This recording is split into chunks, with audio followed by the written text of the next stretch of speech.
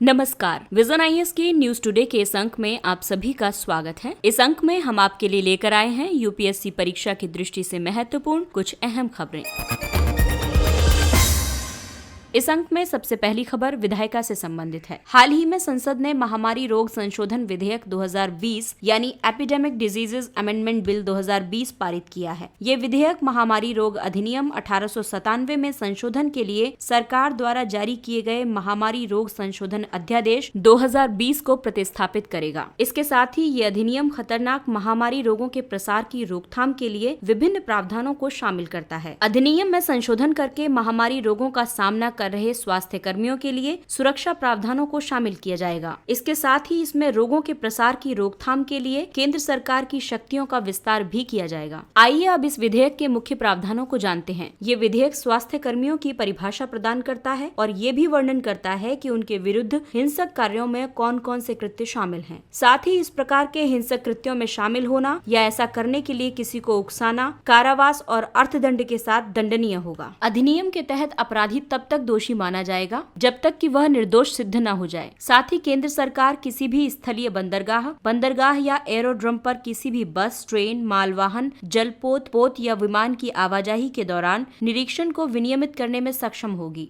इसके अलावा सरकार इन परिवहन के साधनों से यात्रा करने के इच्छुक किसी भी व्यक्ति के यात्रा अवरोध को नियंत्रित कर सकती है। आइए अब विधेयक में स्वास्थ्य कर्मियों के लिए निर्धारित की गई परिभाषा को समझते हैं। इसमें स्वास्थ्य कर्मियों को उन व्यक्तियों के रूप में परिभाषित किया गया है जिन्हें अपने कर्तव्यों का पालन करने के दौरान महामारी के संपर्क में आने का जोखिम होता है। उनमें शामिल हैं सार्वजनिक और नैदानिक स्वास्थ्य प्रदाता जैसे डॉक्टर और नर्स, ऐसा कोई भी व्यक्ति जिसे इस अधिनियम के अंतर्गत रोग के प्रकोप की रोकथाम के लिए सशक्त बनाया गया है। राज्य सरकार द्वारा ऐसा करने के लिए नामित अन्य व्यक्ति। वहीं हिंसक कार्यों के तहत स्वास्थ्य देखभाल कर्मियों के विरुद्ध किए गए कुछ विशेष कार्यों को शामिल किया गया है, जैसे जीवन या कामकाजी स्थितियों को प्रभावित करने वाला उत्पीड़न, जीवन को नुकसान, चोट, क्षति या खतरा पहुंचाना, कर्तव्यों के निर्वहन में बाधा उत्पन्न करना, स्वास्थ्य सेवा कर्मी की संपत्ति या दस्तावेजों को नुकसान या क्षति पहुंचाना।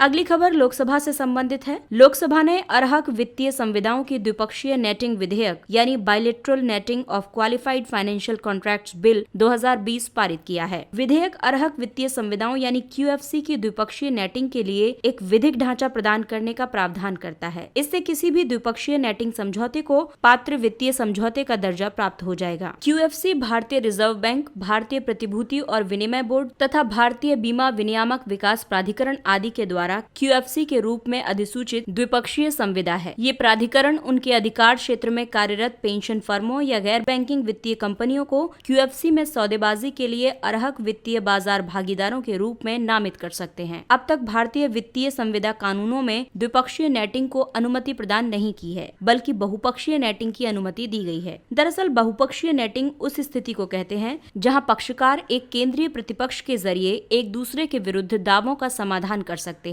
आपको बता दें कि बेसल समिति जैसी वैश्विक विनियामक संस्थाओं ने इस प्रकार की नेटिंग के उपयोग का समर्थन किया है। भारत में द्विपक्षीय नेटिंग से बैंकों के लिए ऋण जोखिम और विनियामक पूंजी भार को कम करने में मदद मिलेगी। इसके साथ ही अन्य उत्पादक अनुप्रयोगों के लिए भी पूंजी को मुक्त करने में सहायता प्राप्त होगी। इसके अलावा बैंकों, प्राथमिक डीलरों और अन्य बाजार निर्माताओं के लिए प्रतिरक्षा लागत और तरलता संबंधी आवश्यकताओं को कम करने में भी सहायता मिलेगी, जिससे जोखिम के विरुद्ध बचाव के लिए ओवर द काउंटर डेरिवेटिव बाजार में भागीदारी को प्रोत्साहित किया जा सकेगा। आपको बता दें कि ओवर द काउंटर डेरिवेटिव्स वे प्रतिभूतियां हैं जिनका सामान्य रूप से एक केंद्रीकृत विनिमय बाजार की बजाय एक डीलर नेटवर्क के माध्यम से कारोबार किया जाता है। आइए अब द्विपक्षीय नेटिंग को सरल शब्दों में समझते हैं। एक द्विपक्षीय नेटिंग समझौते में फाइनेंशियल कॉन्ट्रैक्ट में दो प्रतिपक्ष एक एकल निवल भुगतान दायित्व निर्धारित करने के लिए एक दूसरे के विरुद्ध दावों का निपटान करते हैं। उदाहरण के लिए दो बैंक ए और बी हैं। बैंक ए का बैंक बी पर 100 रुपए जोखिम बकाया है और बैंक बी का बैंक ए पर 90 रुपए का जोखिम बकाया है। इस तरह अगर कुल जोखिम देखा जाए तो 190 रुपए है। ऐसे में द्विपक्षीय नेटिंग प्रणाली की अनुपस्थिति में जोखिम बकाये के रूप में 190 रुपए को अलग करना होगा, जबकि निवल जोखिम बकाया केवल 10 रुपए है। अगली खबर आर्म्स ट्रीटी से संबंधित है। रूस ने अमेरिकी शर्तों को अस्वीकार कर दिया है और नई सामरिक सशस्त्र न्यूनीकरण संधि स्टार्ट के विस्तार की न्यूनतम संभावना व्यक्त की है। न्यू स्टार्ट संधि या नई सामरिक सशस्त्र न्यूनीकरण संधि वर्ष 2011 में संयुक्त राज्य अमेरिका और रूस के बीच परमाणु शस्त्रों की संख्या में कटौती करने और उनको सीमित करने के लिए लागू की गई अंतिम संधि है। न्यू स्टार्ट संधि वर्ष 1991 में तत्कालीन सोवियत संघ और संयुक्त राज्य अमेरिका के बीच हस्ताक्षरित मूल सामरिक शस्त्र न्यूनीकरण संधि स्टार्ट आई की अनुगामी संधि है। यदि इसे 5 वर्षों की अवधि के लिए विस्तारित नहीं किया जाता है तो ये संधि फरवरी 2021 में समाप्त हो जाएगी। अमेरिका ने न्यू स्टार्ट संधि की अनुगामी संधि का प्रस्ताव प्रस्तुत किया है, जो एक बहुपक्षीय संधि होगी और इसमें चीन भी शामिल होगा। अमेरिका इस संबंध में चिंतित है कि यदि चीन के बिना ये संधि जारी रखी गई तो चीन द्वारा अपने परमाणु शस्त्रों के भंडार को दोगुना किया जा सकता है। रूस ने इसका विरोध किया और कहा कि इसके माध्यम से हमारी स्थिति को जानबूझकर विकृत किया जा रहा है। रूस के अनुसार संधि में चीन की भागीदारी भ्रामक है क्योंकि अमेरिका और रूस को 1550 शस्त्रों तक सीमित करता है, जबकि चीन के पास लगभग 290 शस्त्रों के होने का अनुमान है। वहीं चीन ने इस संधि वार्ता का हिस्सा बनना अस्वीकार कर दिया है। इससे पहले अमेरिका भी अन्य परमाणु हथियार नियंत्रण समझौते जैसे कि intermediate range nuclear forces INF संधि से पीछे हट गया था। न्यू स्टार्ट संधि पर अनिश्चितता के बीच पर्यवेक्षकों ने अंतर्राष्ट्रीय निशस्त्रीकरण उपायों के महत्व पर बल दिया है।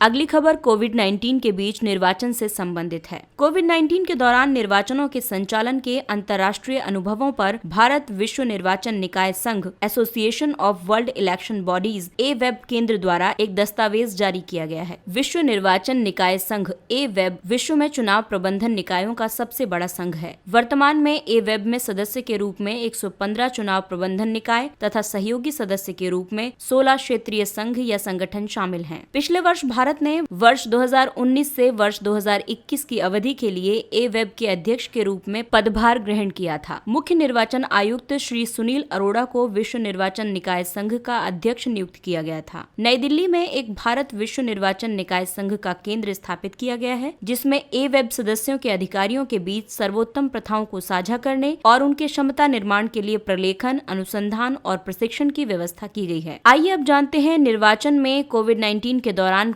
कौन से मुद्दे सामने आए हैं। देशों को पहले निर्धारित चुनाव कराने या स्थगित करने की दुविधा का सामना करना पड़ रहा है। लोगों के बीच शारीरिक संपर्क को कम करने के लिए राजनीतिक प्रचार अभियान में परिवर्तन किया गया है। सत्तारूढ़ दल को लॉकडाउन और अन्य प्रतिबंधों को लागू करने के लिए आवश्यक अधिकार प्राप्त हैं, इसलिए उसके द्वारा अपने लाभ के लिए शक्ति का दुरुपयोग किए जाने की अधिक संभावना है। आइए अब जानते हैं भारत में इस संबंध में कौन कौन से कदम उठाए गए हैं। भारत निर्वाचन आयोग ने प्रचार व्यय सीमा में 10% वृद्धि का प्रस्ताव प्रस्तुत किया है। मतदाताओं के बीच संदिग्ध या पुष्टि किए गए कोविड-19 मामलों के लिए पृथक मतदान व्यवस्था की गई है। मतदान केंद्र में 1500 की बजाय अधिकतम 1000 निर्वाचक होंगे। राजनीतिक दलों या चुनाव लड़ने वाले उम्मीदवारों द्वारा घर घर तक अभियान और रोड शो के लिए विशिष्ट दिशा निर्देश घोषित किए गए हैं।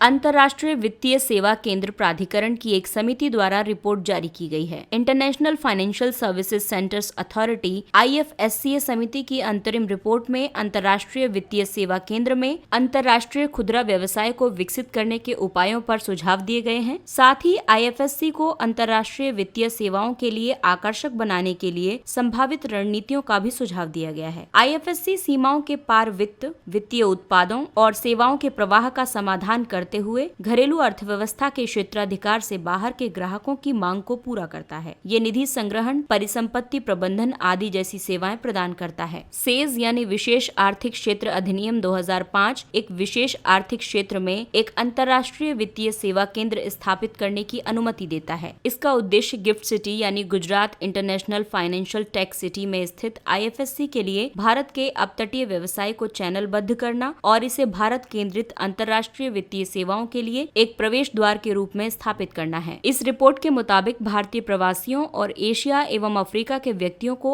IFSC से वित्तीय सेवाओं की एक व्यापक श्रेणी उपलब्ध कराना, उदारीकृत प्रेषण योजना का लाभ उठाने वाले घरेलू निवासियों की सेवा प्रदान करना, प्रतिष्ठा, विनियामक परिवेश, कराधान और परिचालन संबंधी सुगमता जैसे प्रमुख कारकों के संदर्भ में अपनी प्रतिस्पर्धा का निर्माण करना आदि शामिल है। रिपोर्ट के मुताबिक IFSC खुदरा व्यवसाय नौकरियों के सृजन को बढ़ावा दे सकता है, भारत के लिए अतिरिक्त राजस्व उत्पन्न कर सकता है और साथ ही बुनियादी ढांचे के निर्माण के लिए विशेष रूप से भारतीय प्रवासियों से धन को आकर्षित कर सकता है।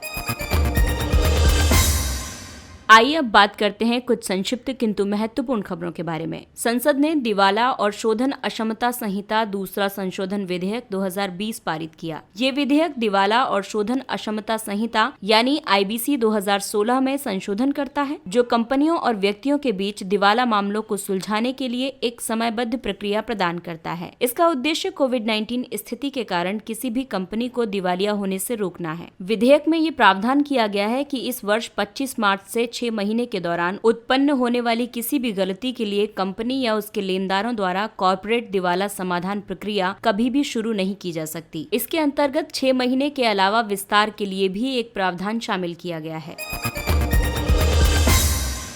बिहार में ऑप्टिकल फाइबर ग्रामीण कनेक्टिविटी परियोजना यानी घर तक फाइबर परियोजना शुरू की गई। ये परियोजना दूरसंचार विभाग द्वारा प्रारंभ की गई है और इलेक्ट्रॉनिकी और सूचना प्रौद्योगिकी मंत्रालय के एक विशेष प्रयोजन वाहन यानी SPV CSC e-governance services limited द्वारा कार्यान्वित की जा रही है। इसका उद्देश्य एरियल ऑप्टिकल फाइबर के माध्यम से बिहार के प्रत्येक गाँव में ब्रॉडबैंड कनेक्टिविटी प्रदान करना है। प्रत्येक गाँव में न्यूनतम 5 फाइबर टू द होम यानी FTTH कनेक्शन और एक सार्वजनिक वाईफाई स्थापित किया जाएगा। परियोजना का उद्देश्य गांवों को डिजिटल गांवों में परिवर्तित करना, डिजिटल सशक्तिकरण या जागरूकता को बढ़ावा देना, डिजिटल डिवाइड को समाप्त करना और सभी को डिजिटल रूप से सुविधाओं की आपूर्ति करना है।